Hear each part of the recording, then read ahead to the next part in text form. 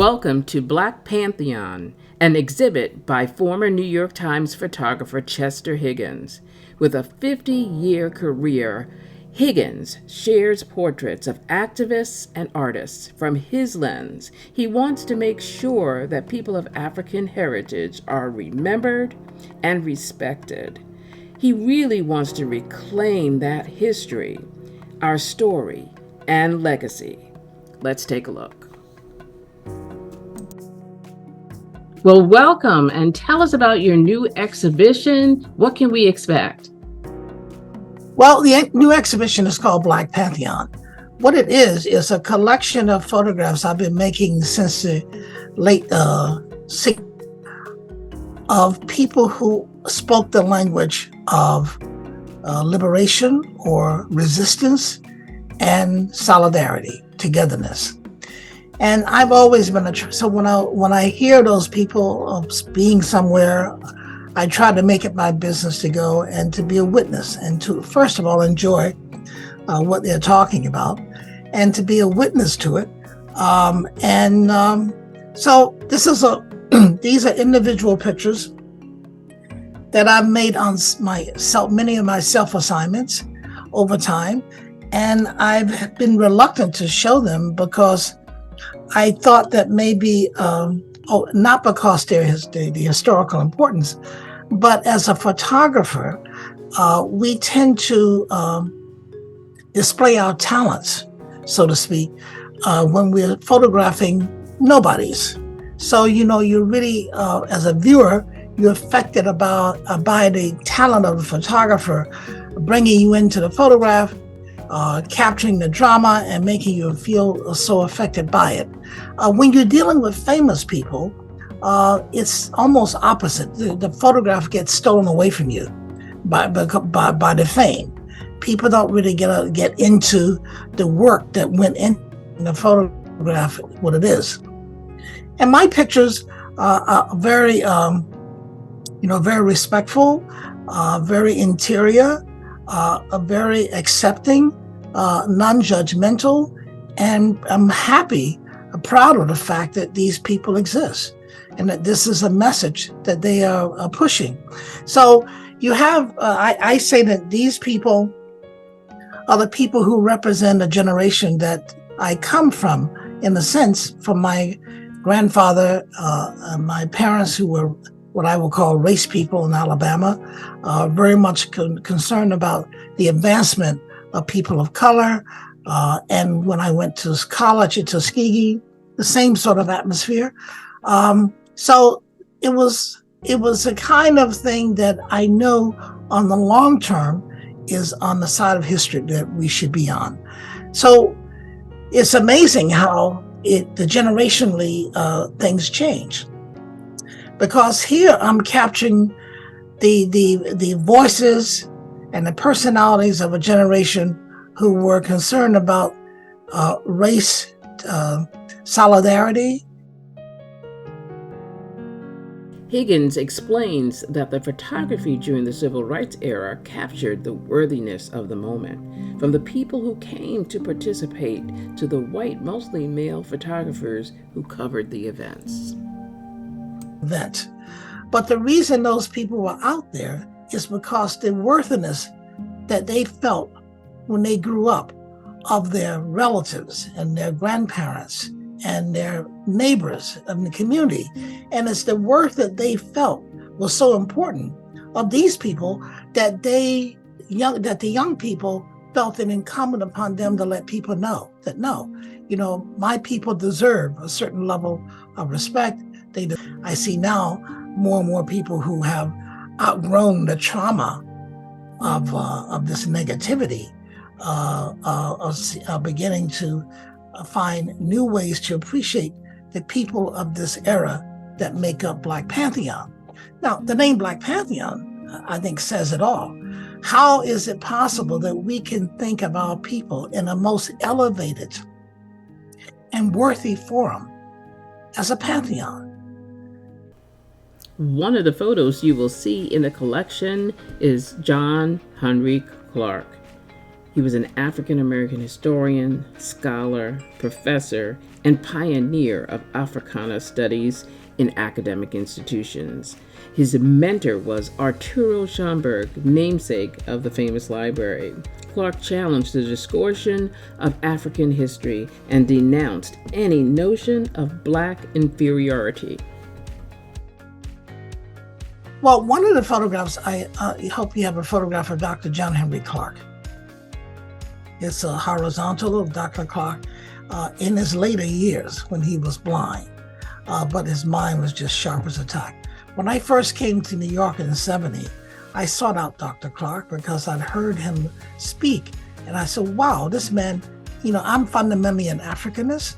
I embrace my people, my culture here. I also embrace the African part of my culture. And I was heading after Tuskegee, wanted to go to Africa to see it for myself. So I looked up Dr. Clark. I met him at an event, probably at the Schomburg, and I asked if I could come visit him, and he said, sure, here's my address. He lived up on Strivers Road. And I went to him and asked a lot of questions, and he had this amazing mind that he could make a point.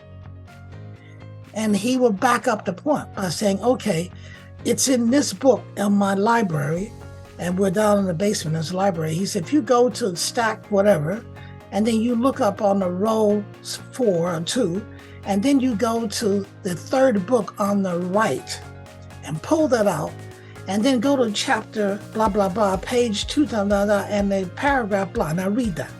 It was like, what? I had such an incredible mind. And, the stuff he was telling you, and it was, he was telling you stuff that you never heard before.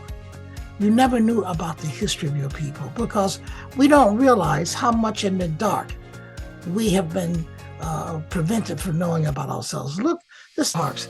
Now, John Henry Clark, being the Africanist that he is, sensitized me to a lot about Africa. But one of the things that I had picked up when I was at Tuskegee is we had African students. They were graduate students. The science students were African students, and I made friends with them. And so when I came to New York in '71 or '72, I went to what was called African American Institute to find out what they do. And I met this Ghanaian guy named Kobana Anand. And he and I became fast friends. And through Kobana, I was able to take a cheap charter flights for 2 summers to Ghana, the summer of '72 and '73. And we've been friends since. And when his brother, it turns out that Kofi Annan, who was a diplomat, was a brother to Kobana. And so because of that, our families met each other, and we became friends. So that there was a sense of trust in terms of his photograph with me. And I wanted to show, having lived in Ghana, that, and realizing Ghanaian people are just like country Alabama people, and here's a Ghanaian who's very smart, has done very well. And I was proud that we both were proud that I was being able to make the photograph of him that would appear in the New York Times. In the photographs, Higgins frames the human experience from struggle to success. He acknowledges the obstacles of the ignorance, the undying racism, and the rise to new heights of awareness. We have really had a number run on us. That's why it's important for works like what I do to show that we are worthy, and that, yes, white people, because they assault us criminally all the time, they will take our lowest common denominator and amplify it. And our highest common denominator, they can't see it. So we have to, it's our responsibility to make sure that our highest common denominator is something that we appreciate. And more importantly, we provide an opportunity for our children to appreciate it. Because, it's not when we have to remember the whole thing, the psychology of oppression. Obviously, the original African people who came here fought oppression hard. In Africa, there are many mass graves of people who refused to go on ships. So what were they done? They were massacred. Here in this country, there you hear about the Igbo who in South Carolina realized what was going to happen and they're getting off the boat and they walk back into the sea. So resistance, when white people tell you that, that you don't resist, that's not true. The resistors were killed first. And then those who were not killed produced children. Those children did not know to resist. They born into something where they thought their reality was normal. So oppression became normalized because they did not know what had happened before. And that's why Black history is so important. That's why our African history is so important. Through the portraits and inspirational stories of Romar Bearden, Ralph Ellison, and James Baldwin, Higgins explores what it means to be Black. Up 2 points. There are two people in my work that I photographed. Romar Bearden, the painter, was a mentor. Romar Bearden was an African American. He looked white, but he was African American. Very proud of his Africanness. Fought in World War II, and on the GI plan, since the GI plan would not allow GIs to come and study art in any of the American universities, they would pay for him to study art in Europe, and he studied in Paris. He had a good friend, a writer named Ralph Ellison. One day, he sent me over to make a portrait of Ralph Ellison. I said, okay, because, Ralph Ellison and I didn't know each other, but at Tuskegee, his book, Invisible Man, was required reading. So was James Baldwin's books, Notes of a Native Son, required reading. So I went to see him and we talked about Tuskegee because we both had that experience. And he fancied himself as a photographer as well. And then he asked me, what was I doing? And I said, well, I just published, I'm working on a book on Black men. That's why I went to meet Romar Bearden. And I spend my summers going to Africa. And he said, well, why are you going to Africa? We haven't lost anything in Africa. So I've been raised well, and I know not to argue back with my elders, and in a rude way. Mm-hmm. And so I said, well, you may feel that way, but there's a lot that's in Africa that will surprise you.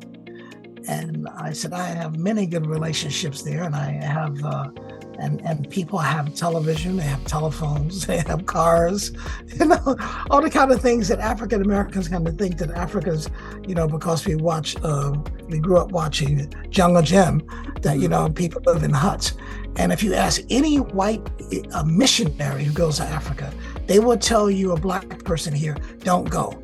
And they will tell you that you have nothing in common with those people, because they're over there trying to steal their souls. And who taught us to hate our souls? Mm-hmm. White people.